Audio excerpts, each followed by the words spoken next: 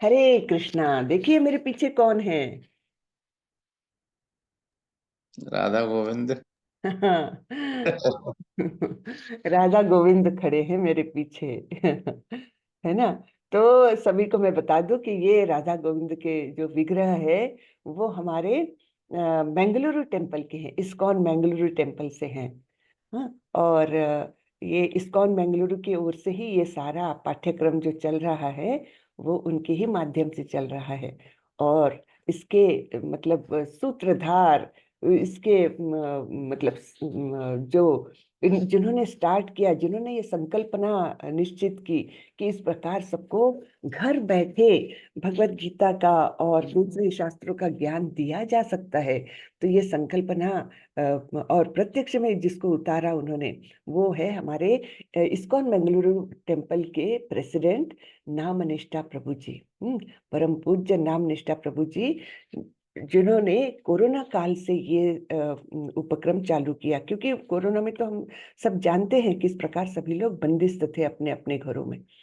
तो उस समय लोगों की मतलब घर बैठे बैठे उनको ये ज्ञान दे, है ना। इस संकल्पना के साथ उन्होंने ये सब कार्यक्रम शुरू किया। उस समय तो अकेले प्रभु जी क्लास लेते थे, एक ही क्लास चलती थी शुरू में। फिर बहुत लोगों को उन्होंने जोड़ा।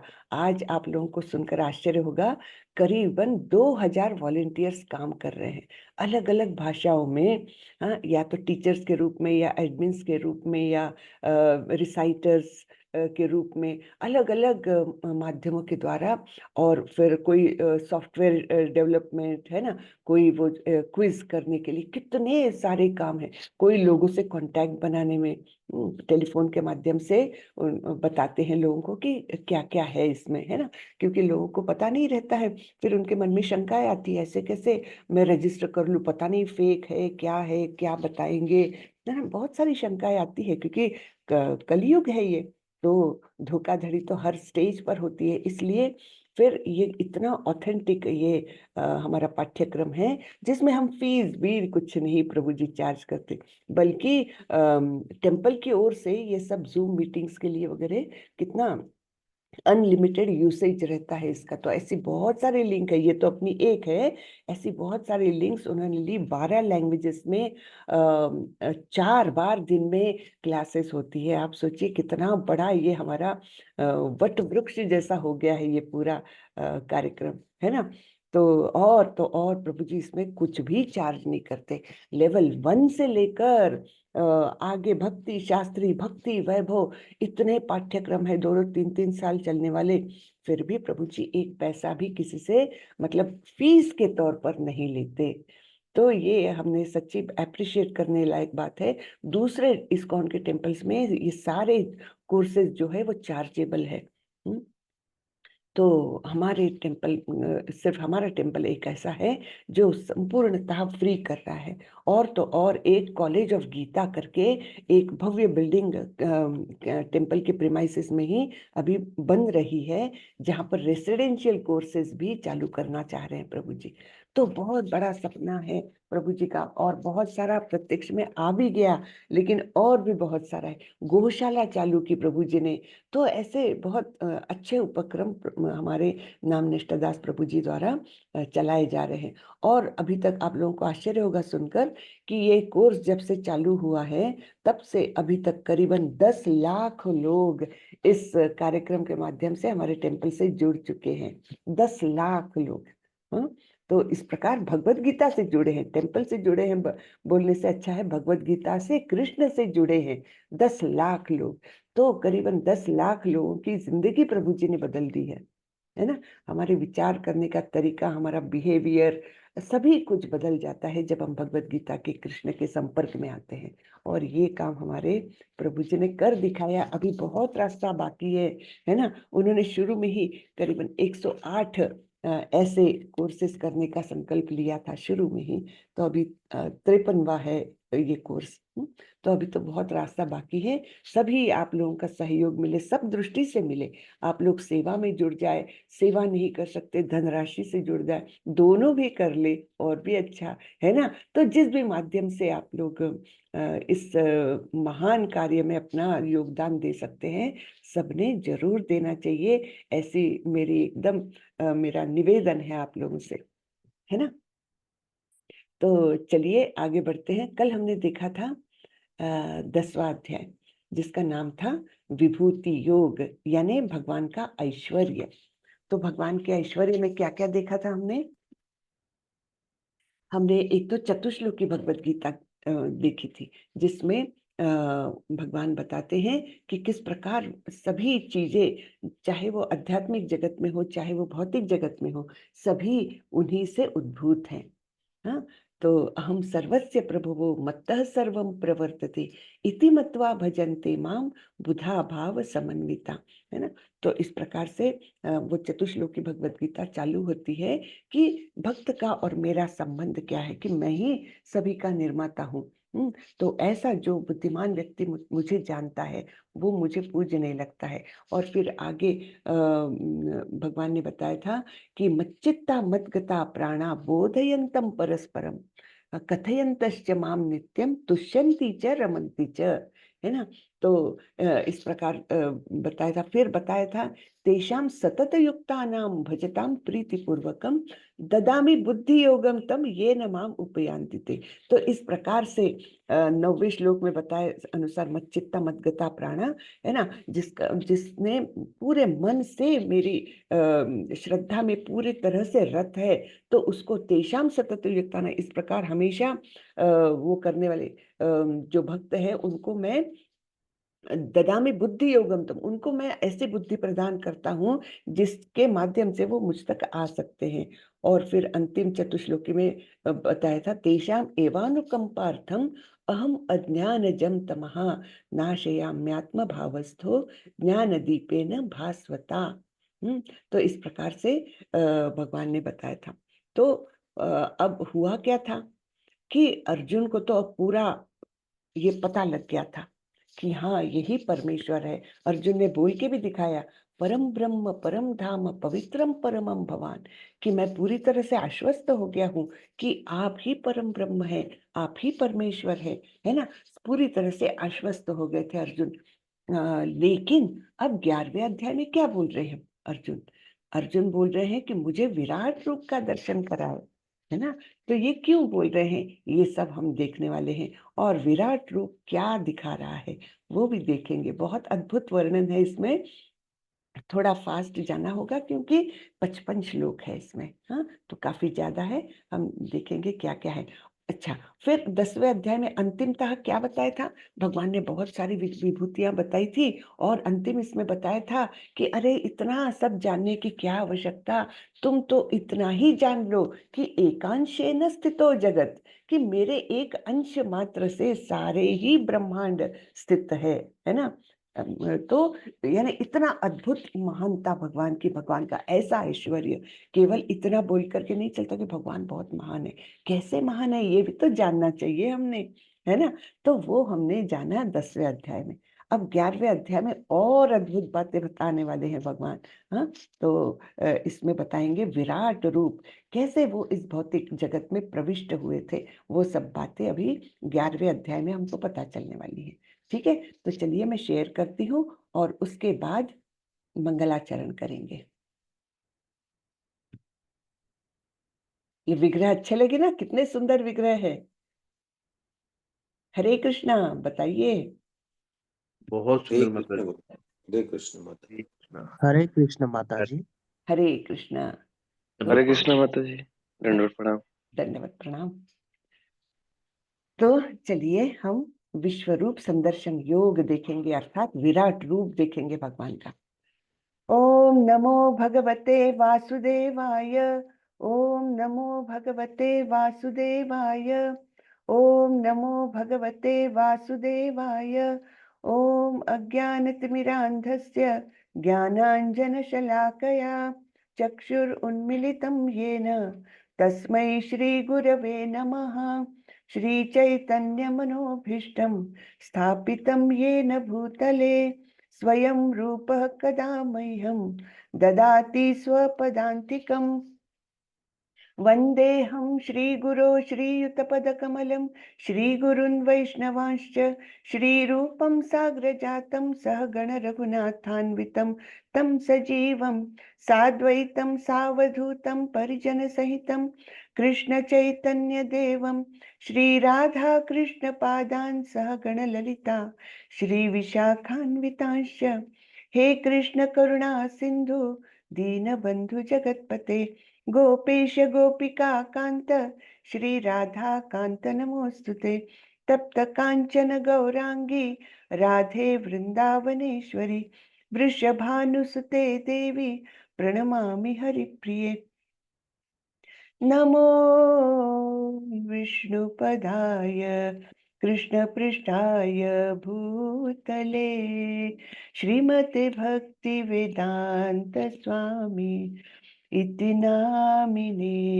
नमस्ते सारस्वती देवी गौरवाणी प्रचारिणे निर्विशेषाय शून्यवादी पाश्चात्य देशतारिणी।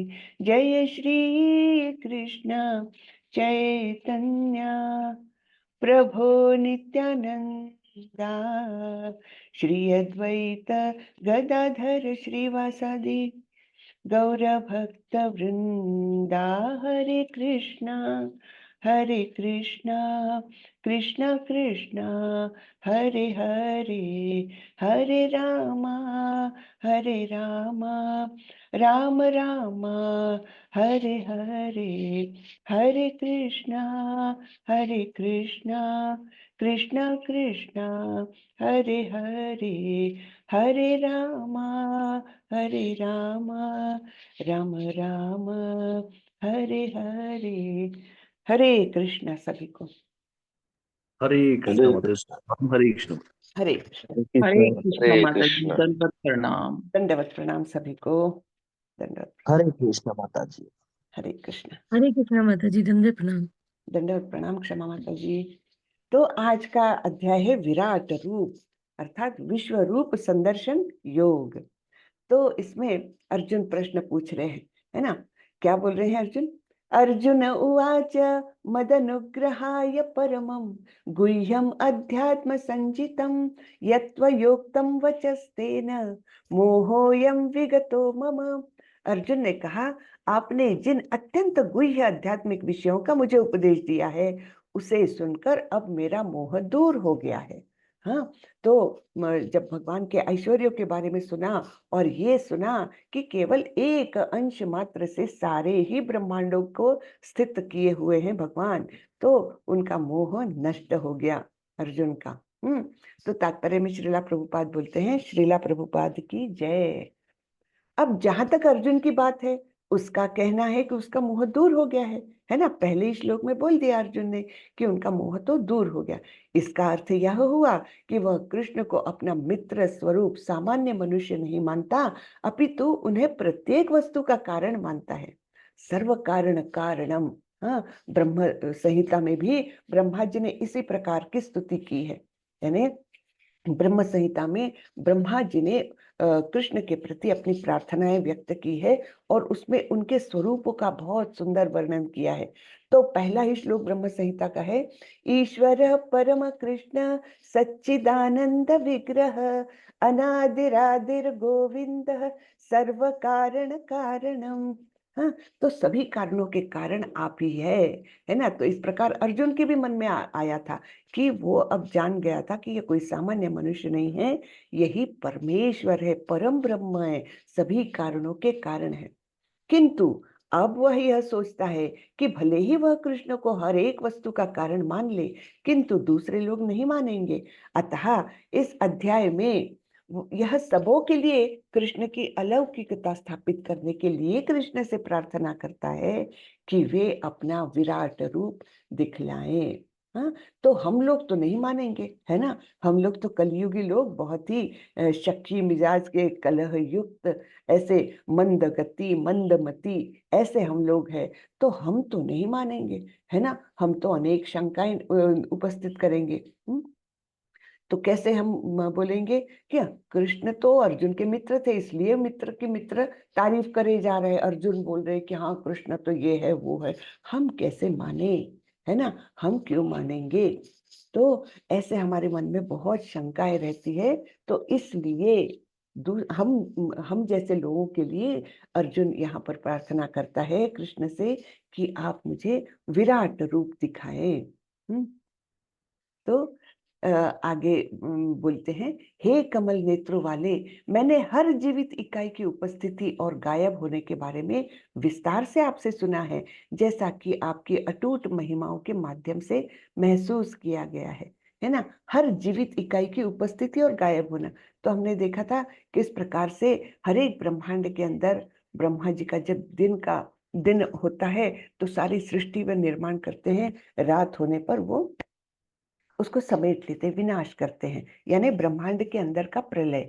और एक महाप्रलय होता है जो महाविष्णु द्वारा होता है। वो सारे ब्रह्मांड को अपने श्वास और अपने रोमों के छिद्र से जो हवा निकलती है उनसे अनेकानेक ब्रह्मांड निर्माण करते हैं। और जब वे श्वास को समेट लेते हैं तो सारे ब्रह्मांड जाकर उनमें समेटे जाते हैं। तो इस प्रकार से अर्जुन बोल रहे हैं, ये तो मैंने आपसे विस्तार से सुन लिया। हाँ, हे पुरुषोत्तम, हे परमेश्वर, यद्यपि आपको मैं अपने समक्ष आपके द्वारा वर्णित आपके वास्तविक रूप में देख रहा हूँ, किंतु मैं यह देखने का इच्छुक हूँ कि आप इस दृश्य जगत में किस प्रकार प्रविष्ट हुए हैं। मैं आपके उसी रूप का दर्शन करना चाहता हूँ। तो ये तो मैंने समझ लिया कि आप कृष्ण जो गोलोक वृंदावन में रहते हैं, आपने निर्माण किया महाविष्णु, गर्भोदकशायी विष्णु, क्षीरोदकशायी विष्णु, जो कि हमारे हृदय में परमात्मा स्वरूप में नित्य स्थित है। ये सब तो मैंने आप समझ लिया। लेकिन फिर भी आप भौतिक जगत में किस प्रकार से विस्तारित होते हैं, किस प्रकार प्राकट्य है आपका, तो वो मैं देखना चाह रहा हूँ। हाँ, हे प्रभु, हे योगेश्वर, यदि आप सोचते हैं कि मैं आपके विश्व रूप को देखने में समर्थ हो सकता हूँ, तो कृपा करके मुझे अपना असीम विश्व रूप दिखाइए। ये अर्जुन की रिक्वेस्ट है। अब हम फिर से थोड़ा सा रिवाइज करेंगे। अर्जुन ने भगवान कृष्ण से विश्व रूप दिखाने के लिए क्यों कहा? क्या उनको कृष्ण पर संदेह था? नहीं। हाँ, क्या वो खुद को खास मान रहे थे? नहीं। लोगों को समझाने के लिए जो सोचेंगे कृष्ण एक साधारण व्यक्ति है, हाँ, है ना। तो ना तो उनको कृष्ण पर संदेह था, ना तो वे खुद को खास मानते थे। केवल लोगों को समझाने के लिए उन्होंने कृष्ण से ये विनती की। ठीक है। अब हम कैसे इस कलयुग में तो बहुत ठग लोग हैं, है ना। तो ठगों से हम कैसे बच सकते हैं, इसका मार्ग भी एक इनडायरेक्टली हमको यहाँ पर 11वें अध्याय के माध्यम से मिलता है। तो जैसे बहुत लोग रहते हैं जो बोलते हैं, साधु के भेष में आते हैं, कुछ चमत्कार दिखाते हैं, कुछ विभूति निकालते हवा से, कुछ पानी में चल के दिखा देंगे, कुछ कुछ सिद्धियां रहती है उनमें, नहीं ऐसा नहीं। लेकिन सिद्धि रहना और भगवान होना बहुत अंतर है ना। सिद्धि तो बहुत मतलब बहुत निचला स्तर हुआ भगवत प्राप्ति के। तो ऐसे कई साधु लोग रहते हैं जो कि ऐसी सिद्धियां प्राप्त करते हैं और फिर बोलते हैं मैं भगवान हूँ, क्योंकि देखो मैं पानी में चल सकता हूँ, देखो मैं हवा से ये निर्माण कर सकता हूँ, तो फिर मैं भगवान हूँ। तो ऐसे समय में हम जैसे लोगों ने क्या बोलना चाहिए? आप भगवान हैं वाकई में, तो फिर मुझे आपका सार्वभौमिक रूप दिखाए, है ना। और सार्वभौमिक रूप तो कोई भी नहीं दिखा सकता। ऐसा हम जब किसी को बोलेंगे तो वो तो वहां से भाग जाएगा, मैं परमेश्वर नहीं हूं बोल करके भाग जाएगा, है ना।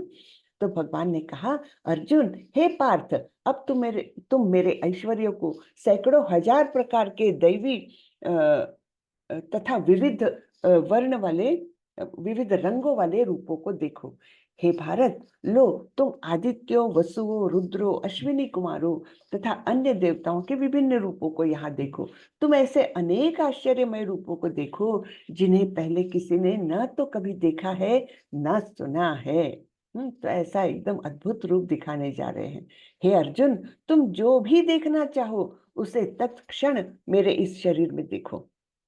तुम इस समय तथा भविष्य में भी जो भी देखना चाहते हो उसको यह विश्व रूप दिखाने वाला है। यहाँ एक ही स्थान पर चर अचर सब कुछ है।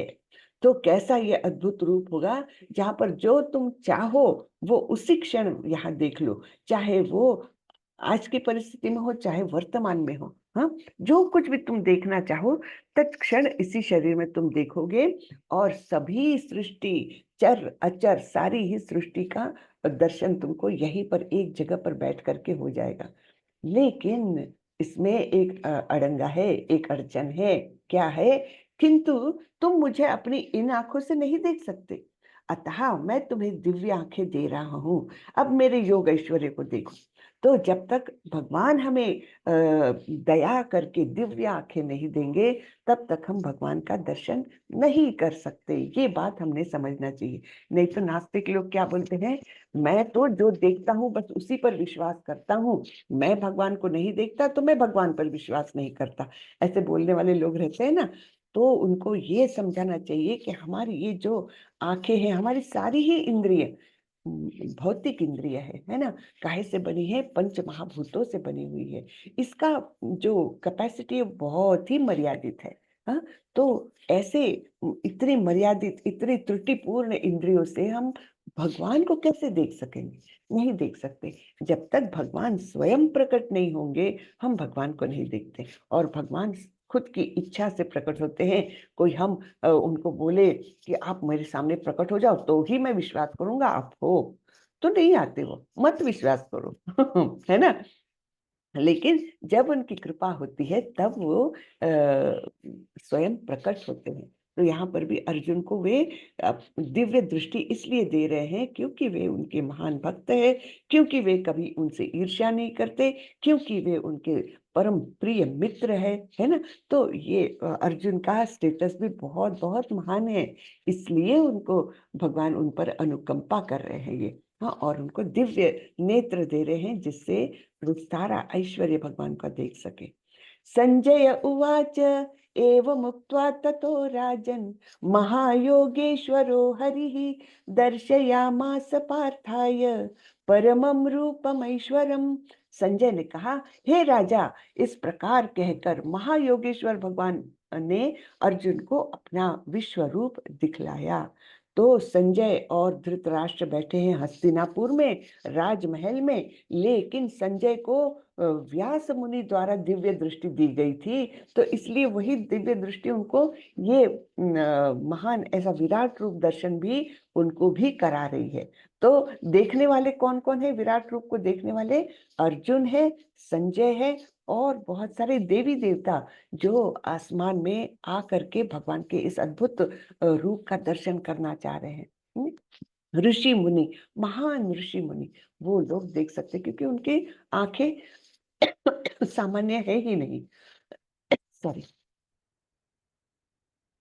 अर्जुन ने इस विश्व रूप में असंख्य मुख, असंख्य नेत्र तथा असंख्य आश्चर्यमय दृश्य देखे। यह रूप अनेक दैवी आभूषणों से अलंकृत था। सॉरी सॉरी हाँ,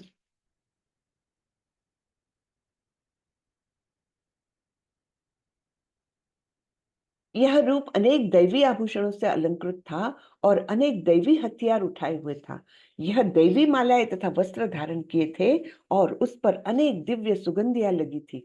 सब कुछ आश्चर्यमय, तेजमय, असीम तथा सर्वत्र व्याप्त था। ठीक है, कैसा रूप दिख रहा है? असीम रूप दिख रहा है जिसमें अनेक अनेक मुख है, नेत्र है ना। और ऐसे ही अनेक आभूषण पहने हुए ऐसे उसमें देवी देवता है, उनके हाथों में हथियार भी है। और तो और उसको और एक डायमेंशन है, केवल विजुअल नहीं, उसमें क्या है, जो मालाएं पहनी है ना उसकी भी दिव्य सुगंध आ रही है ना। तो और एक डायमेंशन उसको जुड़ रही है। इस प्रकार सब कुछ कैसा था? अत्यंत तेजमय और जिसकी कोई सीमा नहीं, सब सर्वत्र व्याप्त, ऐसा जो रूप भगवान का अर्जुन को दिखाई दिया। यदि आकाश में हजारों सूर्य एक साथ उदय हो तो उनका प्रकाश शायद परम पुरुष के इस विश्व रूप के तेज की समता कर सके, है ना। तो हम कंपैरिजन जब करते हैं तब हमको जो पता है उसके साथ ही हम कंपैरिजन कर सकेंगे, है ना। तो हमको सबसे तेजस्वी क्या है मालूम? सूर्य। तो संजय बता रहे हैं धृतराष्ट्र को कि ऐसे सूर्य जो सबसे तेजस्वी चीज है हमारे ब्रह्मांड में, तो ऐसे सूर्य अगर हजारों की संख्या में एक साथ आ जाए तब जो तेज आएगा वो शायद बराबरी कर सके, इतना ये सब तेजस्वी रूप है। हाँ, उस समय अर्जुन भगवान के विश्व रूप में एक ही स्थान पर स्थित हजारों भागों में विभक्त ब्रह्मांड के अनंत अंशों को देख सका। तो ब्रह्मांड के सारे ही अंश जो है, चाहे वो पाताल लोक हो अनेक प्रकार के, चाहे वो उच्च लोक हो अनेक प्रकार के, है ना, तो ये सब कुछ वो एक ही जगह पर देख सका। तब मोहग्रस्त एवं आश्चर्यचकित रोमांचित हुए अर्जुन ने प्रणाम करने के लिए मस्तक झुकाया और वह हाथ जोड़कर भगवान से प्रार्थना करने लगा, है ना। अब ये ऐसा अद्भुत रूप अगर किसी के सामने आ जाए तो हम तो क्या करेंगे? ओ बाप रे, शरण ही जाएंगे ना उसके। वही परिस्थिति अर्जुन की हो गई है। अर्जुन ने कहा, हे भगवान कृष्ण, मैं आपके शरीर में सारे देवताओं तथा अन्य विविध जीवों को एकत्र देख रहा हूँ।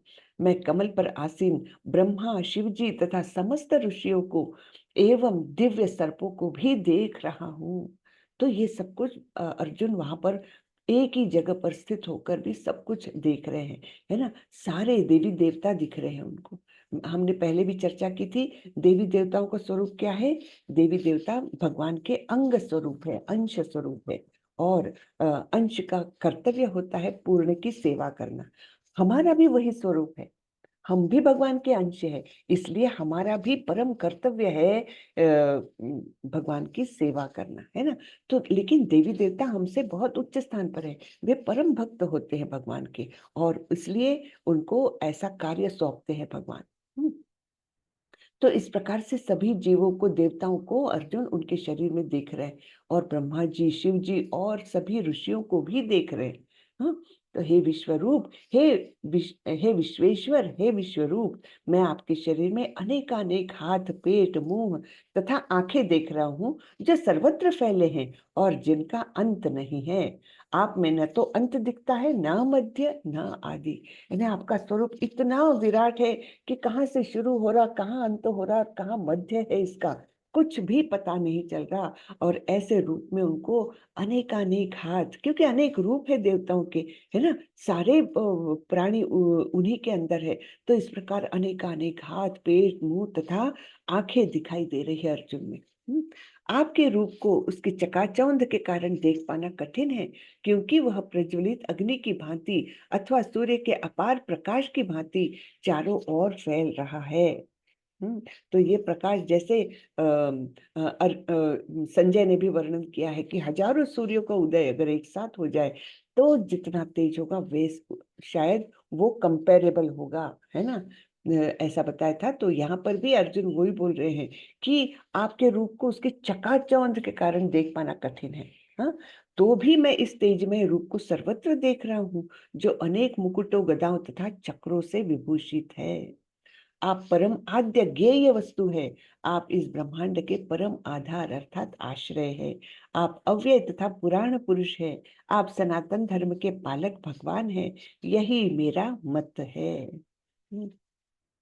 तो जैसे अर्जुन ने 10वें अध्याय में भी बोला था, परम ब्रह्म परम धामम, है ना। तो वही बातें करीबन यहाँ पर फिर से बोल रहे हैं कि आप ही सारे ब्रह्मांड के परम आधार है ना। तो ये सब बोल रहे हैं।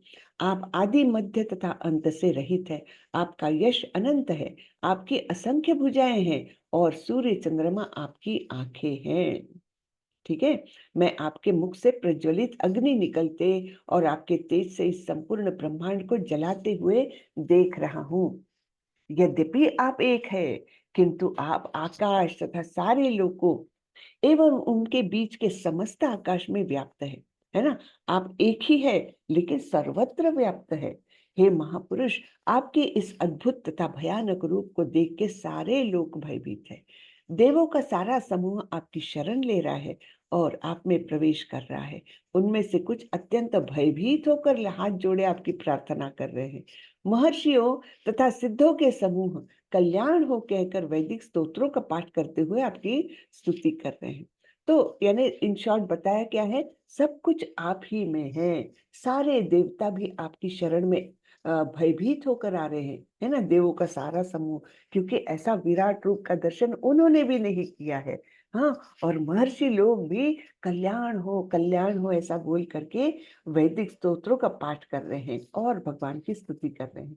तो यहाँ पर इन हम देखते हैं, यहाँ पर देखिए भगवान के ही अंग स्वरूप किसको बताया, गणपति को बताया है, शिव जी को बताया है ना, ब्रह्मा जी है, सभी देवी देवता जो है वो अपने अपने आयुध लेकर भगवान के शरीर में ही जुड़े हुए हैं।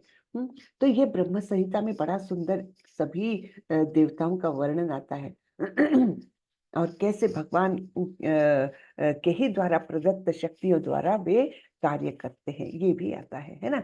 हे महाबाहु, आपके इस अनेक मुख, नेत्र, बाहु, जांघ, पांव, पेट तथा भयानक दांतों वाले विराट रूप को देखकर देवतागण सहित सभी लोग अत्यंत विचलित है और उन्हीं की तरह मैं भी हूँ।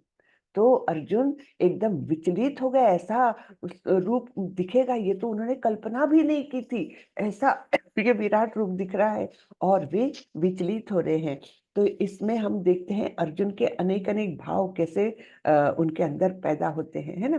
तो फिर आगे देखते हैं, हे सर्वव्यापी विष्णु, नाना ज्योतिर्मय रंगों से युक्त आपको आकाश का स्पर्श करते, मुख फैलाए तथा बड़ी बड़ी चमकती आंखें निकाले देखकर भय से मेरा मन विचलित है ना। भयग्रस्त हो गए हैं कि ये मैं क्या देख रहा हूँ, ये कौन सा रूप है, प्रचंड रूप है, भयानक रूप है, सुंदर भी है, सुंदर सुगंधित रूप भी है, उसी के साथ वो भयानक भी है, डरावना भी है, असीम भी है ना। तो मुख फैलाए तथा बड़ी बड़ी चमकती आंखें निकाले देखकर भय से मेरा मन विचलित है। मैं न तो धैर्य धारण कर पा रहा हूँ और न ही मानसिक संतुलन ही रख पा रहा हूँ। तो इस प्रकार पूरी तरह विचलित हो गए अर्जुन, भयभीत हो गए। धृतराष्ट्र के सारे पुत्र अपने समस्त सहायकारों सहित तथा भीष्म, द्रोण, कर्ण एवं हमारे प्रमुख योद्धा भी आपके विकराल मुख में प्रवेश कर रहे हैं। थोड़ा सा सोच के देखिए कैसा भयंकर ये वर्णन है ना, कि सारे योद्धा उनके मुंह में जैसे खींचे जा रहे हैं। हाँ, और उनमें से कुछ के शिरों को तो मैं आपके दांतों के बीच चूर्णित हुआ देख रहा हूँ, यानी वो दांत चबा रहे हैं और उनके सिर चूर्ण हो रहे हैं। बिल्कुल ऐसे सारे योद्धा आपके मुख में प्रवेश करते हुए मैं देख पा रहा हूँ। तो यहाँ पर देख रहे हैं हम, ये काल रूप में सारे योद्धा ऐसे खींचे जा रहे हैं और फिर अंदर जाकर वो चूर्णित हो रहे हैं। हम जिस प्रकार नदियों की अनेक तरंगे समुद्र में प्रवेश करती है, उसी प्रकार ये समस्त महान योद्धा भी आपके प्रज्वलित मुखों में प्रवेश कर रहे हैं। तो इतने महान योद्धा सारे खींचे जा रहे हैं। ये क्या दिखा रहा है, ये दिखा रहा है कि भगवान द्वारा वो मारे गए हैं, मारे जाने वाले हैं, है ना। तो इस प्रकार से ये दृश्य यहाँ पर अर्जुन को दिखाई दे रहा है और वे भयंकर विचलित है। हाँ, तब अर्जुन ने पूछा था कि आप कौन है जो ऐसा कार्य कर रहे हो। तब भगवान ने कहा, समस्त जगतों को विनष्ट करने वाला काल मैं हूँ और मैं यहाँ समस्त लोगों का विनाश करने के लिए आया हूँ। तुम्हारे यानी पांडवों के सिवाय दोनों पक्षों के सारे योद्धा मारे जाएंगे।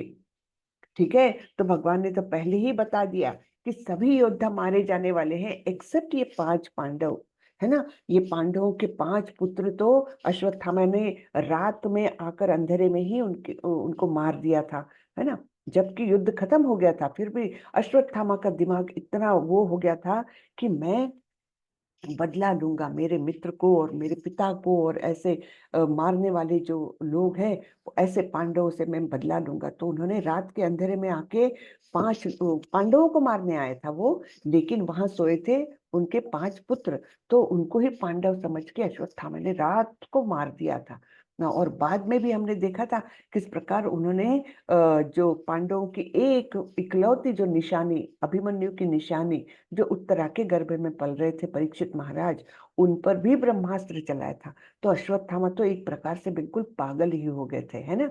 तो यहाँ पर भगवान बता रहे हैं समस्त जगतों को विनष्ट करने वाला काल मैं हूँ और यहाँ समस्त लोगों का विनाश करने आया हूँ। तुम्हारे यानी केवल तुम 5 पांडवों के सिवा दोनों पक्षों के सारे योद्धा मारे जाएंगे। तस्मात्तिष्ठ यशो लभस्व जित्वा शत्रुन् भुक्ष राज्यं समृद्धं मयैवैते निहतः पूर्वमेव निमित्तमात्रं भव सव्यसाचिन्। अतः उठो, लड़ने के लिए तैयार हो और यश अर्जित करो, अपने शत्रुओं को जीतकर संपन्न राज्य का भोग करो। ये सब मेरे द्वारा पहले ही मारे जा चुके हैं और हे सव्यसाची, तुम तो युद्ध में केवल निमित्त मात्र हो सकते हो। तो भगवान ने इच्छा की तो वो कार्य निश्चित होता ही है, उसमें कोई दो मत नहीं। हम क्या करते हैं, हमको लगता है मैंने ये कार्य किया, वैसे ही अर्जुन को लगेगा कि मैंने ये सब जीता। तो भगवान यहाँ यहीं पर बता रहे हैं तुम केवल युद्ध करो और मेरे इस खेल में तुम निमित्त बनो, है ना, केवल तुम निमित्त मात्र बन सकते हो। हाँ, नहीं तो क्या होगा, तुम अगर विरोध करोगे तो जो मैंने सोचा है वो तो होगा ही अर्जुन, तुम विरोध करोगे तो तुम्हारा भी विनाश हो जाएगा। इसलिए तुम निमित्त मात्र बनो। और ऐसा क्यों बोल रहे हैं अर्जुन को, क्योंकि भगवान बड़े दयालु है, वे सारे अच्छे कामों का क्रेडिट है ना अपने भक्तों को देना चाहते हैं। तो इसलिए वो किसी को एक मोहरा बनाते हैं, कार्य करते तो भगवान ही हैं, लेकिन किसी को एक अपने अच्छे रिप्रेजेंटेटिव को वो मोहरा बनाते हैं, क्रेडिट उसको मिलता है। हाँ, तो इस प्रकार यहाँ अर्जुन को क्रेडिट देना चाह रहे हैं और बोल रहे हैं कि तुम युद्ध में केवल निमित्त मात्र हो सकते हो, बाकी तो ये सब लोग मेरे द्वारा पहले ही मारे जा चुके हैं, है ना। द्रोणंच भीष्मंच जयद्रथंच कर्णं तथान्यानपि योधवीरान् मया हतास्तवं जहि माम्यतिष्ठा युद्धस्व जेतासि रणे सपन्नान्। भगवान इतने कृपालु होते हैं कि वह भक्तों को इसका श्रेय देना चाहते हैं, है ना। तो द्रोण, भीष्म, जयद्रथ, कर्ण तथा अन्य महान योद्धा पहले ही मेरे द्वारा मारे जा चुके हैं, अतः उनका वध करो और तनिक भी विचलित न हो। तुम केवल युद्ध करो, युद्ध में तुम अपने शत्रुओं को परास्त करोगे। तो इस प्रकार से भगवान अर्जुन को समझा रहे हैं कि तुम अपने आप को, मैं युद्ध करने जा रहा हूँ, मैं मारने वाला हूँ, मुझे पाप लगने वाला है, ये जो पहले अध्याय में अर्जुन के अनेक शंकाएं थी ना, तो उसको यहाँ पर स्पष्ट रूप से वो बोल रहे हैं तुम करने वाले नहीं हो, उनका तो वध मैं कर चुका हूँ, तुम केवल निमित्त मात्र बनने वाले हो, है ना। युद्ध में तुम अपने शत्रुओं को परास्त करोगे क्योंकि मेरे द्वारा वो पहले ही मारे जा चुके हैं। संजय ने धृतराष्ट्र से कहा, हे राजा, भगवान के मुख से इन वचनों को सुनकर कांपते हुए अर्जुन ने हाथ जोड़कर उन्हें बारंबार नमस्कार किया। फिर उसने भयभीत होकर अवरुद्ध स्वर में कृष्ण से इस प्रकार कहा। अर्जुन ने कहा, हे ऋषिकेश, आपके नाम के श्रवण से संसार हर्षित होता है और सभी लोग आपके प्रति अनुरक्त होते हैं, है ना। कृष्ण का अर्थ ही क्या है, सर्वाकर्षति इति कृष्ण। तो आप तो सभी के आकर्षण के परम वो हो, परम केंद्र हो, सभी लोग आपके प्रति आकर्षित होते हैं।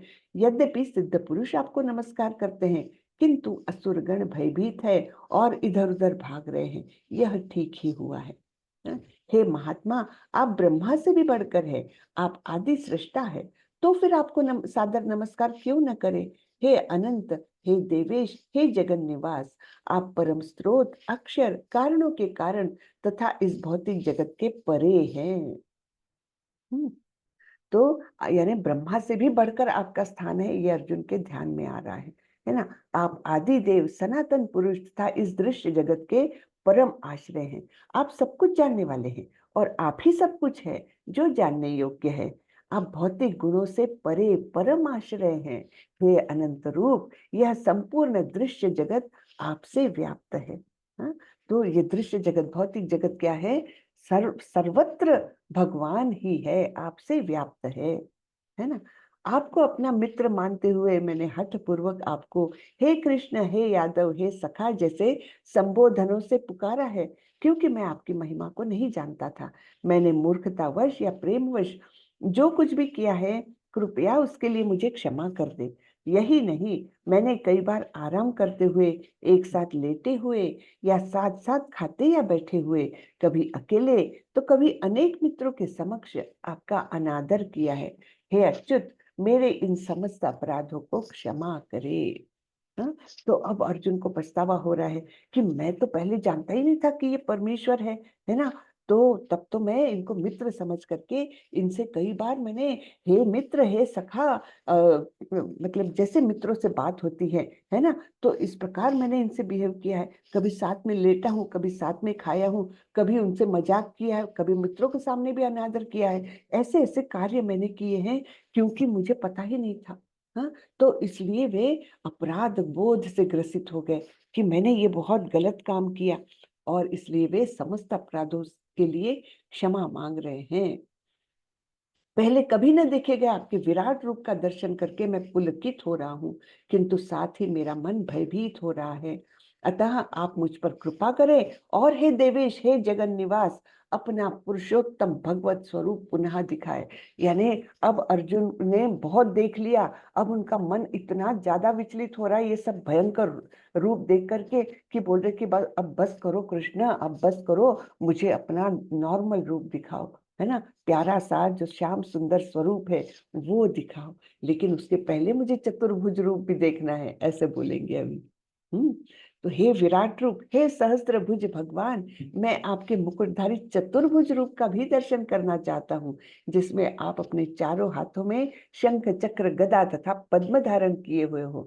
मैं उसी रूप को देखने की इच्छा करता हूँ, है ना। अब भगवान ने इतना विराट रूप दर्शन तो करा ही दिया, है ना, तो अब मुझे चतुर्भुज रूप का भी दर्शन करा दीजिए भगवान। इस प्रकार अर्जुन की इच्छा है।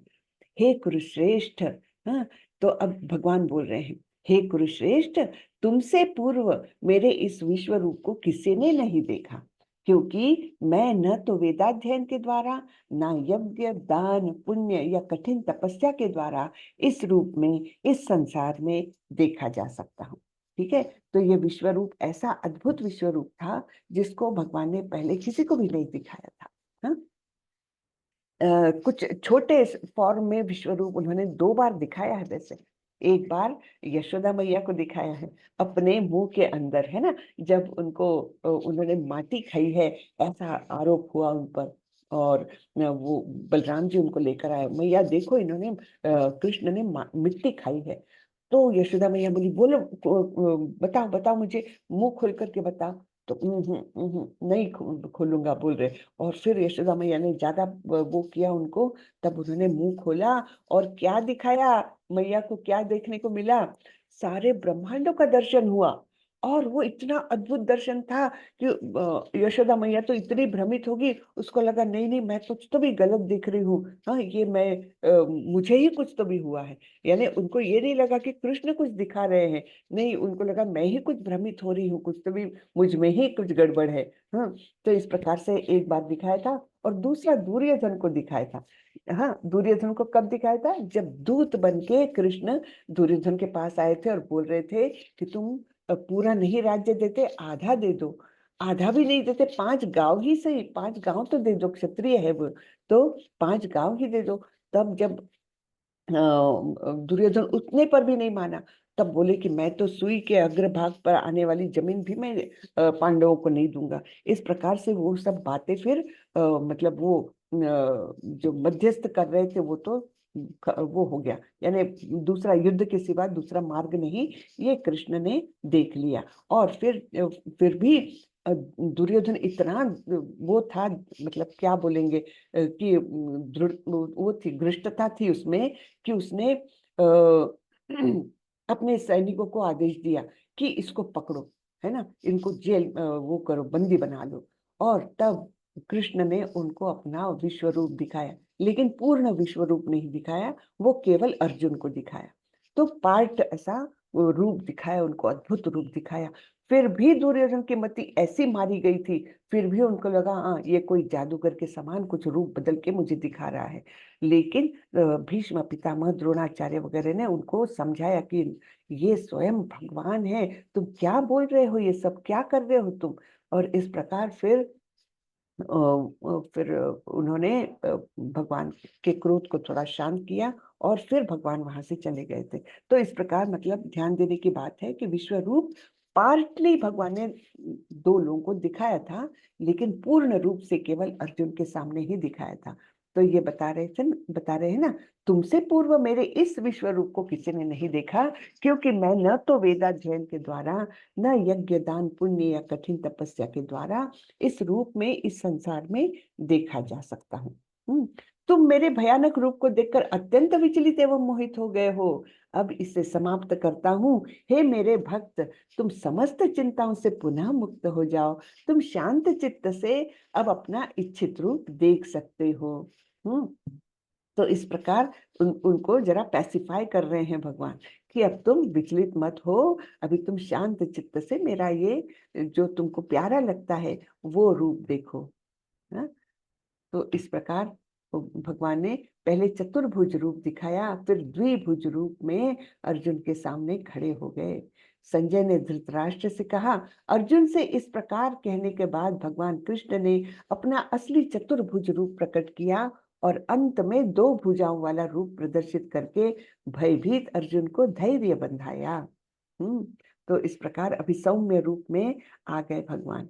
जब अर्जुन ने कृष्ण को उनके आदि रूप में देखा तो कहा, हे जनार्दन, आपके इस अतीव सुंदर मानवीय रूप को देखकर मैं अब स्थिर चित्त हूँ और मैंने अपनी प्राकृत अवस्था प्राप्त कर ली है ना। आदि रूप, भगवान का आदि रूप कैसा है? जैसे हमारा है ना, द्विभुज रूप है भगवान का, लेकिन अत्यंत सुंदर, है ना, अत्यंत सुंदर। ऐसा उनका जो नित्य रूप है, आदि रूप है, दो भुजाओं वाला, वो भगवान ने अर्जुन के सामने प्रकट किया। श्री भगवान ने कहा, हे अर्जुन, तुम मेरे जिस रूप को इस समय देख रहे हो उसे देख पाना अत्यंत दुष्कर है। यहाँ तक कि देवता भी इस अत्यंत प्रिय रूप को देखने की ताक में रहते हैं। तो देवताओं को कौन सा रूप दिखता है भगवान का? क्षीरोदकशाई विष्णु का, हाँ, जो चतुर्भुज रूप है। तो द्विभुज रूप जो है वो देवताओं को भी नहीं दिखता। वो उन्होंने जो धरती पर मनुष्यों के समान रूप धारण किया था, जो उनका नित्य रूप है, वो देखने के लिए वो भी लालायित रहते हैं। भक्त्या त्वनन्यया शक्य अहम एवं विधोर्जुन ज्ञातुम द्रष्टुम च तत्वेन प्रवेष्टुम च परंतप। हे अर्जुन, केवल अनन्य भक्ति द्वारा मुझे उस रूप में समझा जा सकता है जिस रूप में मैं तुम्हारे समक्ष खड़ा हूँ, और इसी प्रकार मेरा साक्षात दर्शन भी किया जा सकता है। केवल इसी विधि से तुम मेरे ज्ञान के रहस्य को पा सकते हो। तो कौन सी विधि है ये? विधि कौन सी है? अनन्य भक्ति। तो भक्ति का महात्म्य क्या है, ये फिर से यहाँ पर एकदम स्पष्ट हो रहा है कि केवल अनन्य भक्ति द्वारा भगवान के इस रूप को देखा जा सकता है। द्विभुज श्याम सुंदर रूप, जो अत्यंत सुंदर है, अत्यंत मनभावक है ना। तो ऐसे रूप को देखने को केवल अनन्य भक्त ही ये देख सकता है। ये अंतिम श्लोक आता है, मत कर्म कृन्मत परमो मद्भक्तः संगवर्जितः निर्वैरः सर्वभूतेषु यः समामेति पांडव। हे अर्जुन, जो व्यक्ति सकाम कर्मों तथा मनोधर्म के कल्मष से मुक्त होकर मेरी शुद्ध भक्ति में तत्पर रहता है, जो मेरे लिए ही कर्म करता है, जो मुझे ही जीवन लक्ष्य समझता है और जो प्रत्येक जीव से मैत्री भाव रखता है, वह निश्चय ही मुझे प्राप्त करता है। तो भगवान की प्राप्ति के लिए क्या क्या क्राइटेरियन होना चाहिए, ये सब यहाँ पर दिए हैं, है ना।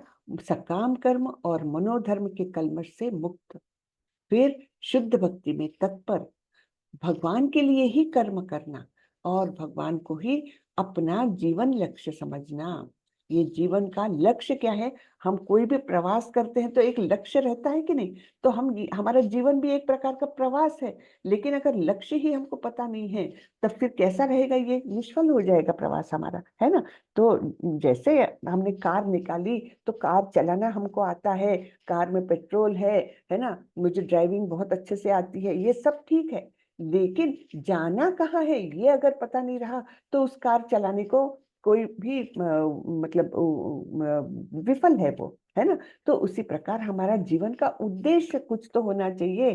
केवल रोज उठे, कुछ काम किया, कुछ खाया पिया, सोए, फिर उठे, फिर वही किया, रोज चर्वित चर्वणानाम, यानी बार बार बार बार जो चबाया हुआ है उसी को चबाए जा रहे हैं हम लोग, है ना। तो लेकिन जीवन का उद्देश्य हमको पता ही नहीं। तो जीवन का उद्देश्य क्या होना चाहिए? भगवत प्राप्ति। तो भगवान को ही हमने जीवन लक्ष्य समझना है। तो और फिर जब भगवान के प्रति ऐसा प्रेम भाव रहेगा तो निश्चित रूप से हम प्रत्येक जीव से मैत्री रख सकेंगे, किसी से ईर्ष्या नहीं करेंगे, किसी से दूजा भाव नहीं रहेगा, है ना। सबसे मैत्री भाव रहेगा। क्यों? क्योंकि हम जानते हैं सभी लोग परमेश्वर के ही अंश है, सभी लोगों के अंदर परमात्मा का वास है ना। और जैसा मैं इन 3 गुणों द्वारा पीड़ित हूँ वैसे ही वे भी है। तो ये सब बातें जैसे जैसे हम आत्मसात करने लगेंगे तो हमारे मन में किसी के प्रति दूजा भाव, वैर भाव ऐसा रहेगा ही नहीं, मैत्री भाव ही रहेगा। तो ऐसा व्यक्ति निश्चय ही मुझे प्राप्त करता है। ये बताया गया है यहाँ पर। तो भगवान कृष्ण के प्रति अविभाजित भक्ति सेवा कैसे शुरू करे? भगवान ने बताया तो है, भक्ति के माध्यम से ही मुझे जाना जा सकता है। तो भक्ति करे कैसे? तो सबसे पहले तो सवेरे का समय जो है वो केवल हरे कृष्ण महामंत्र करने में ही बिताए, क्योंकि हरे कृष्ण महामंत्र एक ऐसा रामबाण उपाय है जिससे हमारे अंदर के कल्मश धीरे धीरे धुलते जाते हैं। धीरे धीरे हमारे अंदर जो सुप्त कृष्ण का प्रेम है वो धीरे धीरे उजागर होने लगता है और इस प्रकार हम भक्ति करने लगते हैं। तो कम से कम सवेरे का समय जो है यहाँ पर बताया गया 5 से 6 बजे तक का समय पूरी तरह से हरि नाम के लिए देना चाहिए। तो कम से कम आप लोग भी एक माला से तो शुरू करिए, धीरे धीरे बढ़ाइए, हाँ, और बहुत अच्छा महसूस होने लगता है। फिर आगे बताया है भगवान कृष्ण के प्रति शुद्ध भक्ति सेवा कैसे शुरू करें। दूसरा पाठ है कि इन सब चीजों से आसक्ति दूर करे। हाँ, इन सब में अपना दिल मत नहीं देना है, हमको कृष्ण को अपना हृदय देना है। ठीक है। तो इस अध्याय का सारांश देखते हैं। अर्जुन कृष्ण से अपने सार्वभौमिक रूप को दिखाने का अनुरोध करता है, वो शुरू में दिखाया। फिर भगवान कृष्ण अपने सार्वभौमिक रूप का वर्णन करते हैं। पहले तो वर्णन करते हैं और फिर इसी रूप का वर्णन संजय द्वारा भी होता है। और फिर इस रूप को देखकर अर्जुन को क्या क्या विचार आते हैं।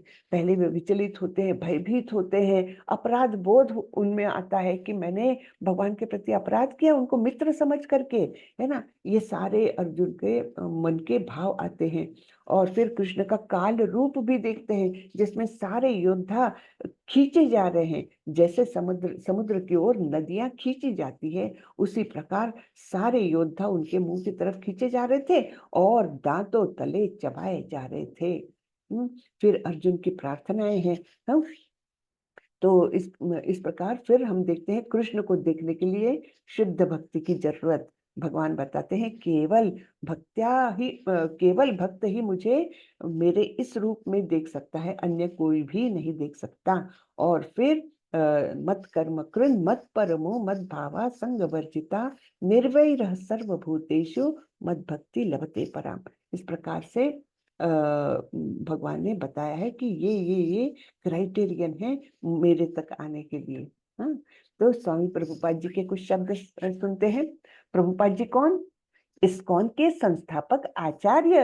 अभी अभी उनको यहाँ पर कुंभ मेले में उनको विश्व गुरु का वो दिया गया, उपाधि दी गई है समस्त अखाड़ा संगठन के माध्यम से।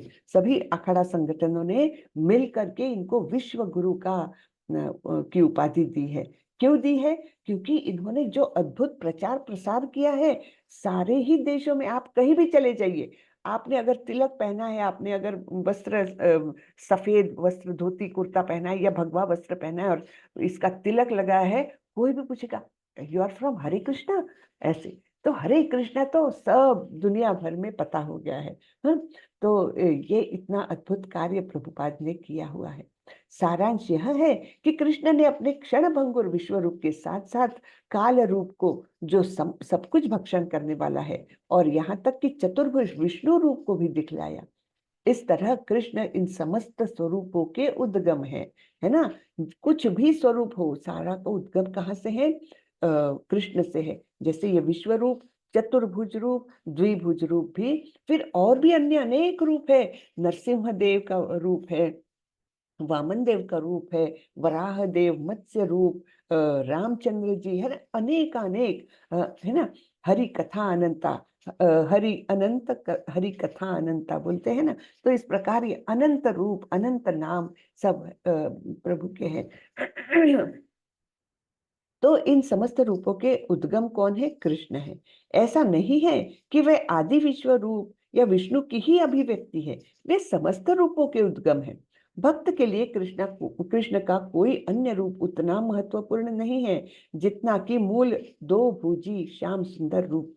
ठीक है, भक्त कौन से रूप से आकर्षित होते हैं? उनके दो भुज वाले श्याम सुंदर रूप में, जिसमें वे मोर मुकुट पहनते हैं, बांसुरी हाथ में है, ऐसे रूप से भक्त बहुत आकर्षित होते हैं।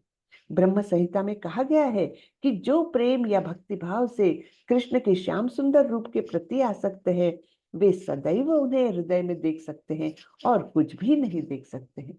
तो वहां पर श्लोक आता है, एक मिनट, हाँ, प्रेमाञ्जनच्छुरित भक्ति विलोचनेन सन्तः सदैव हृदयेषु विलोकयन्ति यं श्याम सुन्दरमचिन्त्य गुणस्वरूपं गोविन्दमादिपुरुषं तमहं भजामि।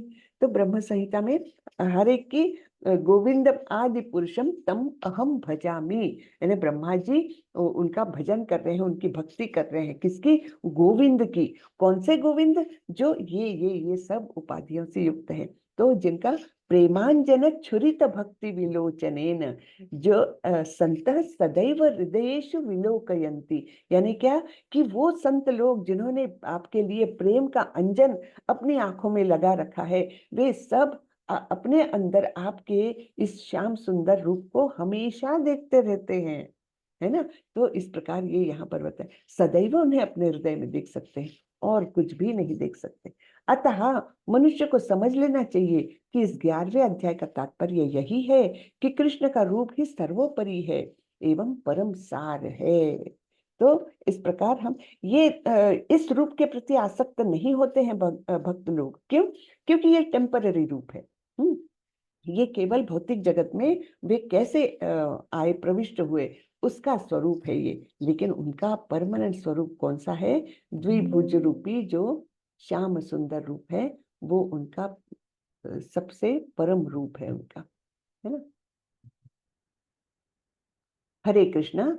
तो किसी को कुछ प्रश्न हो तो पूछे। हरे कृष्णा माता जी, दंडवत प्रणाम। दंडवत प्रणाम प्रभु। माता जी, इसमें देवेश शब्द का बहुत ज्यादा प्रयोग हुआ है, इसका तात्पर्य थोड़ा देवों का समझाइए। ईश, देवों के जो ईश, यानी देवों से भी देवों को भी कंट्रोल में रखने वाले, है ना। ईश्वर किसको कहते हैं? जो नियंत्रक होता है, कंट्रोलर। तो देवों को भी कंट्रोल में रखने वाले देवेश, ऐसे। जी, और एक है कि जैसे सभी लोग परमात्मा का ही अंश है, तो आसुरी संप्रदाय लोगों के अंदर कैसे आ जाती है और इसका आने का क्या तात्पर्य है? वो भगवान से मुख मोड़ लेते हैं, तब माया उनको झपट लेती है और वो अपने आप को स्वामी समझ बैठते हैं, है ना। तो उनको उनकी भी निर्मित तो भगवान द्वारा ही हुई है, लेकिन उन्होंने मुख मोड़ लिया भगवान से कि हमको नहीं मानना भगवान को। तो जिसकी जैसी इच्छा भगवान वो पूरी करते, किसी की इच्छा के फ्रीडम में नहीं आते। ये फ्री विल देकर रखी है भगवान ने कि तुम्हारी जैसी इच्छा हो वैसा करो। इवन इसमें भी पूरे 18 अध्याय भगवान ने बता दिए, इतना सारा ज्ञान बता दिया। उसके बाद अर्जुन को क्या बोलते हैं? यथेच्छसि तथा कुरु, जैसी इच्छा हो वैसे करो। यानी हमारी इच्छा के आड़े भगवान नहीं आते। तो असुर लोग वह इच्छा करते हैं, तो वो इच्छा के द्वारा वो बह जाते हैं अलग रास्ते से, माया उनको घेर लेती है ना। हर जीव को सेवा तो किसी ना किसी की करनी ही पड़ती है। तो या तो या तो आप कृष्ण की सेवा करो या माया की सेवा करो। अगर कृष्ण के अभिमुख रहोगे, कृष्ण की सेवा करोगे, भक्त बन जाओगे तो आनंद पाओगे। वही असुर लोग क्या करते हैं, अपने आप को श्रेष्ठ समझते हैं, ये माया का झपट्टा है उन पर। माया उनको झपटे हुए हैं और इसलिए वे ईश्वर को न मान के अपने आप को बहुत ज्यादा उच्च श्रेणी का मानते हैं। धीरे धीरे उनका पतन होता है, एकदम निचले योनि में वे जाते हैं। 16वें अध्याय में हम देखेंगे ये सब कुछ। तो ये सब कुछ क्या है, हमारी फ्री विल जो भगवान ने दी है उसके वे आड़े नहीं आते। जैसे अर्जुन को भी बोलते यथेच्छसि तथा कुरु, इतना सब ज्ञान दिया, सब कुछ हो गया, उसके बाद बोलते तुम्हारी जैसी इच्छा है अर्जुन वैसे तुम करो। तो वही है, आसुरी लोगों का यही प्रॉब्लम है। क्या माता जी, जो लोग रहते हैं और वो जानते कुछ नहीं लेकिन समझते हैं कि सर्वश्रेष्ठ हम ही हैं, वही असुरी प्रकार के लोग हैं ना? असुर उनको बोला गया जो ईश्वर को नहीं मानते। दो ही कैटेगरी के लोग होते हैं, जो एक ईश्वर को मानने वाले और ईश्वर को नहीं मानने वाले। तो उनको सबको असुरी कहा गया है। तो हम इस जी चौथे माता। अध्याय में डिटेल में देखने वाले हैं, दैवी और असुरी संपदा। बहुत बहुत धन्यवाद माता जी। हरे कृष्णा।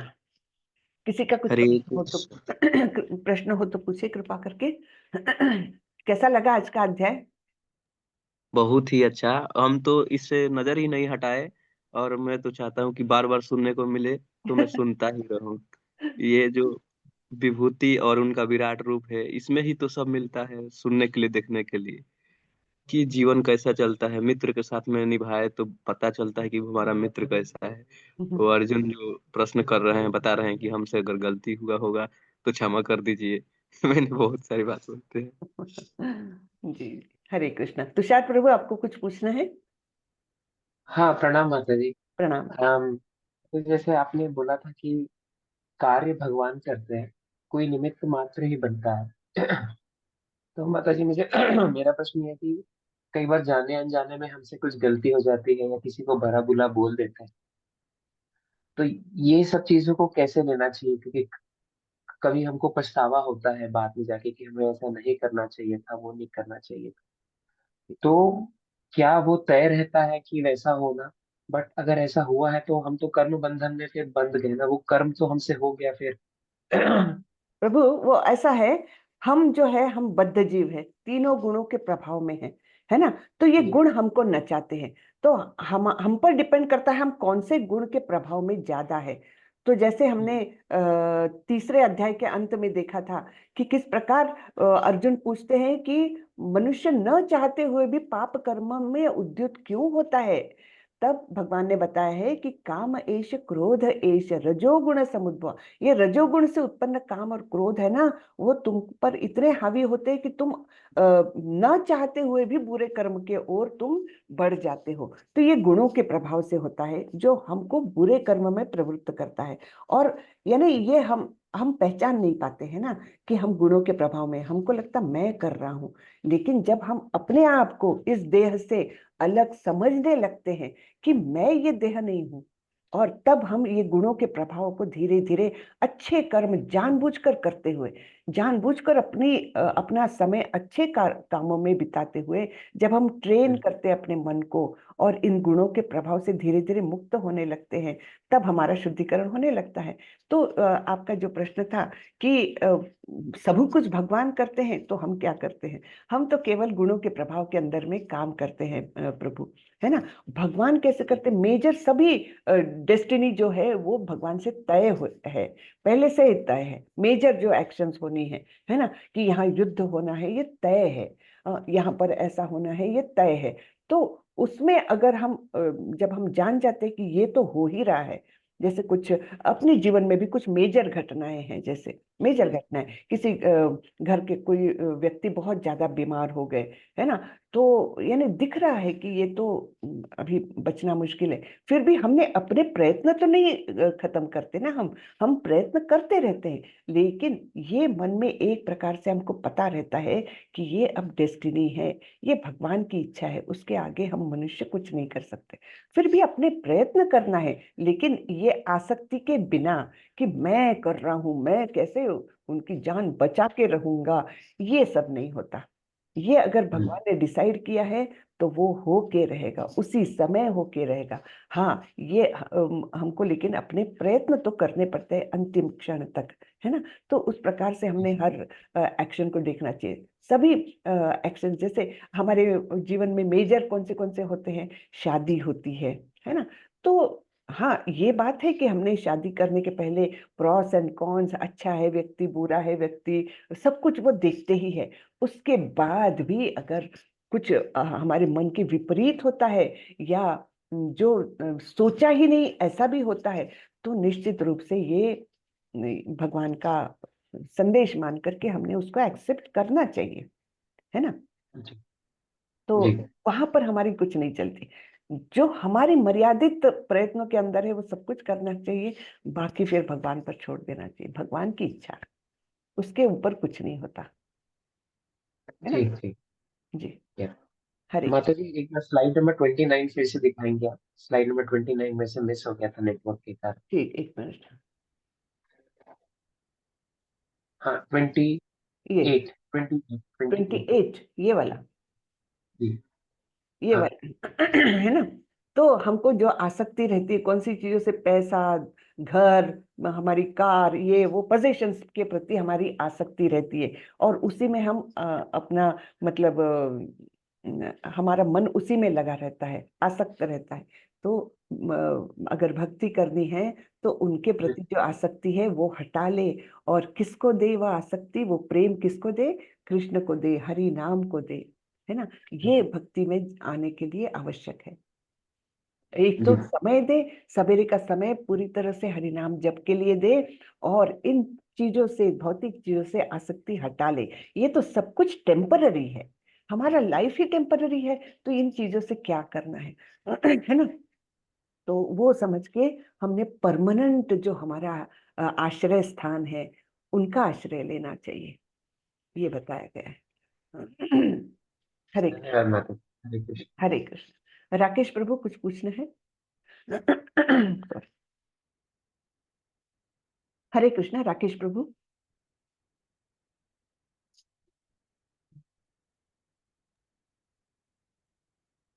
हरे कृष्ण। हरे कृष्ण माता जी, ये कृष्ण को पाने का क्राइटेरिया एक बार थोड़ा सा और बता देते थे। जो अंतिम श्लोक में बताए वो, जी मैम, जी सॉरी माता जी। हाँ जी। वो हाँ, ये है, मत कर्म कृन् मत परमो मत भक्ता संग वर्जितः निर्वैरः सर्वभूतेषु यः मामेति पांडव। हे अर्जुन, जो व्यक्ति सकाम कर्म तथा मनोधर्म के कल्मश से मुक्त होकर, मैं इसको थोड़ा बड़ा करती हूँ, हाँ। जो व्यक्ति सकाम कर्मों तथा मनोधर्म के कल्मश से मुक्त होकर, तो सकाम कर्म क्या है? हाँ, मुझे ये चाहिए, है ना, इसलिए मैं ये कर रहा हूँ, सकाम। हाँ, कर्म कर रहे हैं लेकिन कोई इच्छा लेकर के, फल की प्राप्ति की इच्छा लेकर के कर रहे हैं, तो ये सकाम कर्म भी नहीं है। और मनोधर्म के कल्मश, है ना, मन से हम कई बातें सोचते हैं, है ना, कि ऐसा हो जाएगा तो मैं ऐसा कर लूंगा, कुछ कुछ मन के विचार रहते हैं, तो वो सब कल्मश युक्त रहते हैं, उसमें हमारी आसक्ति जुड़ी है, उसमें हमारा काम, क्रोध, लोभ जुड़ा हुआ है। तो ऐसे मनोधर्म के बुराइयों से मुक्त होकर मेरी शुद्ध भक्ति में तत्पर रहता है। हाँ, शुद्ध भक्ति यानी क्या, ये हम अगले अध्याय में भी अच्छे से समझने वाले हैं। शुद्ध भक्ति यानी निरंतर भगवान का स्मरण, निरंतर भगवान के लिए ही कार्य करना, अपने स्वरूप को समझना, और भगवान के साथ हमारा रिलेशन क्या है वो समझना, भगवान के स्वरूप को समझना। हाँ, ये सब शुद्ध भक्ति में आता है। हाँ, फिर जो मेरे लिए ही कर्म करता है, तो हर काम जो है वो कहाँ मोड़ रहे हैं, हम काम तो कर रहे हैं, भौतिक जगत में दूसरों को लग रहा है कि हम तो सामान्य जीवन ही जी रहे हैं, लेकिन हर काम हम कहाँ मोड़ रहे हैं? भगवान की तृप्ति के लिए, भगवान की संतुष्टि की ओर मुड़ रहे हैं। आत्मेंद्रिय तृप्ति वांछा तारा नाम काम, यानी केवल अपनी इंद्रियों की तृप्ति के लिए जो काम करते हैं वो काम यानी तीव्र आसक्ति के स्वरूप में आता है। लेकिन कृष्णेंद्रिय तृप्ति वांछा तारा नाम प्रेम। हाँ, तो जब हम कृष्ण की इंद्रियों की तृप्ति अर्थात कृष्ण की संतुष्टि के लिए जो भी काम करते हैं तो वो प्रेम स्वरूप में आ जाती है। हाँ, ये बताया गया है। तो हर काम को हमको कैसे करना है? कृष्ण की संतुष्टि के लिए करना है। जो मुझे ही जीवन लक्ष्य समझता है, जब हम किसी पॉइंट को टारगेट समझते हैं हमारा, तब हम धीरे धीरे धीरे धीरे उधर प्रगति करते हैं, निरंतर प्रगति करते हैं, है ना। जैसे आपको एक दिल्ली से निकल करके आपको चंडीगढ़ जाना है, तो दिल्ली से टारगेट आपका है यानी लक्ष्य है आपका चंडीगढ़ जाने का, तो दिल्ली से निकल करके आप निरंतर चंडीगढ़ की ओर जाने का प्रयास करते रहेंगे। वैसे ही हमारे जीवन का लक्ष्य अगर कृष्ण है तो कृष्ण प्राप्ति के लिए हम निरंतर रोज रोज प्रति क्षण कुछ ना कुछ प्रयास करते रहेंगे, एक स्टेप, डेढ़ स्टेप, 2 स्टेप कृष्ण की ओर लेते रहेंगे, है ना। तो इस प्रकार से हमारा सारा जीवन ही कृष्ण प्राप्ति के लिए वो हो जाएगा, समर्पित हो जाएगा। तो इस प्रकार से मुझे ही जीवन का लक्ष्य समझना है, और जो प्रत्येक जीव से मैत्री भाव रखता है।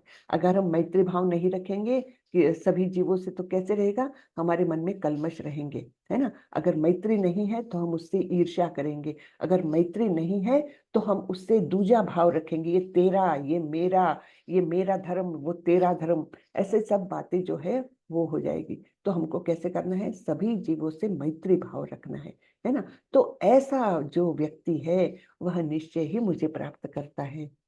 तो इतने क्राइटेरिया दिए हैं। एक्चुअली इस श्लोक को है ना एक श्लोक की भगवत गीता भी कहा जाता है, इसमें संपूर्ण सार आ जाता है। तो आप अगर प्रभुपाद जी का तात्पर्य पढ़ोगे तो उसमें प्रभुपाद जी बोलते हैं बस इस एक श्लोक में एक्चुअली भगवत गीता के सारे आदेश आ गए। इतना सुंदर ये श्लोक है। ठीक है, हरे कृष्ण। ठीक है हरे प्रभु, कृष्ण, बहुत बहुत धन्यवाद माता जी। हरे कृष्ण जी। तो चलिए, किसी का प्रश्न नहीं होगा तो हम यही रुकते हैं। सभी लोग माला जप करें, रोज रोज करें, धीरे धीरे आगे बढ़े, और क्विज करना है आप लोगों को, और प्रभुपाद जी की भगवत गीता यथारूप जरूर अपने पास रखें।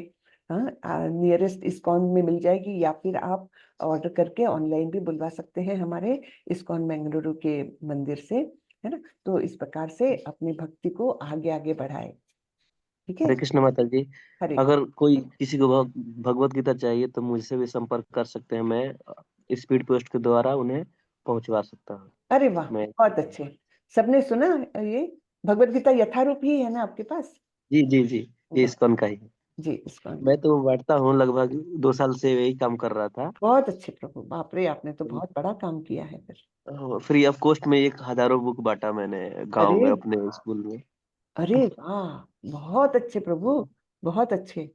हरे और कृष्ण। कथा कृष्ण की बातों को हर किसी के पास पहुंचा करके बांध दिया सबको।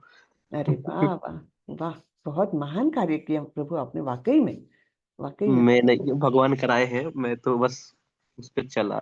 बहुत अच्छी बात है, बहुत ही अच्छी बात। चलिए, वो ऐसे महान भक्त है हमारे साथ, ये तो हमारा भाग्य है। Very good. हरे कृष्ण माता जी। हरे कृष्ण जी। माता जी, माता जी दंडवत प्रणाम माता जी। बहुत सुंदर रहा आज का सेशन। बहुत बहुत अच्छे से आपने हमें समझाया। लेकिन माया हमें क्यों ऐसे जो रोकती है माता जी? वो तो उनकी बहन है ना, उनके भक्त है ना। हाँ हम है तो ना। लेकिन हम जब देखिए, हम तो जेल में है, समझ लीजिए। जेल में क्यों डाला जाता है? जब रिफॉर्मेशन के लिए डाला जाता है ना, सुधार गृह बोलते हैं ना जेल को। तो सुधार करने के लिए उस व्यक्ति को डाला जाता है।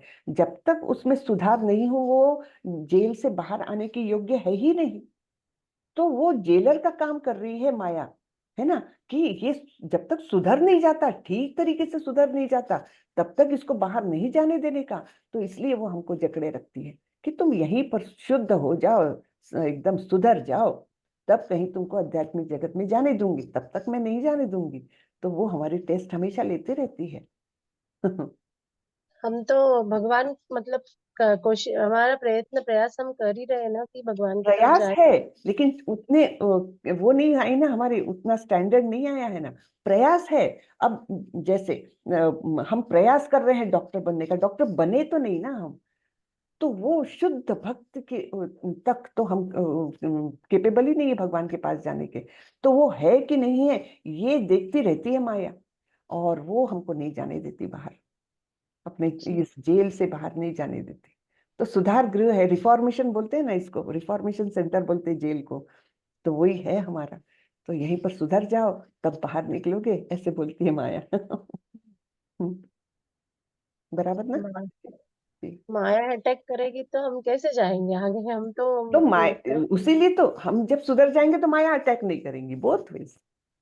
हम अगर सुधर जाएंगे, हम शुद्ध हो जाएंगे, तो माया अटैक नहीं कर सकेगी हम पर, हम इतने स्ट्रांग हो जाएंगे, बिल्कुल माता जी सही बोले है ना? हाँ कि अगर हमको भावना आती है लेकिन हमसे हो नहीं पाता है, भगवान इतना बांध दिए हैं कि गलत हाँ। होते ही नहीं वो तो हमें इतनी पता। योनियों में से हम घूम कर आए हैं, वो हमारे हमारे अंदर इतना मैल भरा हुआ है, उस सबसे बाहर निकलने में समय लगेगा, और बहुत ज्यादा दृढ़ निश्चय लगेगा उसके लिए, है ना?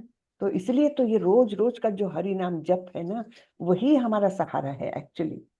वही हमको शुद्ध करेगा, वही हमको स्ट्रेंथ देगा माया से। गलती करते समय लगता है कि हमसे अब कृष्ण छूट जाएगा, हम नहीं करेंगे, गलत नहीं करेंगे, नहीं तो कृष्ण छूट जाएगा, नहीं करेंगे। इस तरह से आता है मन में ख्याल और हम जा नहीं पाते हैं उधर। जप जप करना ही ये कलयुग का ये है कि भाई जप हाँ, करने से ही हम शुद्ध हो पाएंगे और बिल्कुल हमें पाथ मिल जा पाएगा।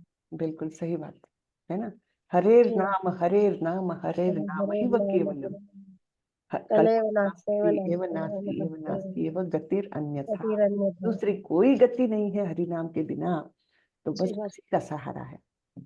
वही करते रहे। और बहुत हरे सुंदर बात है, धन्यवाद। जी, हरे कृष्णा।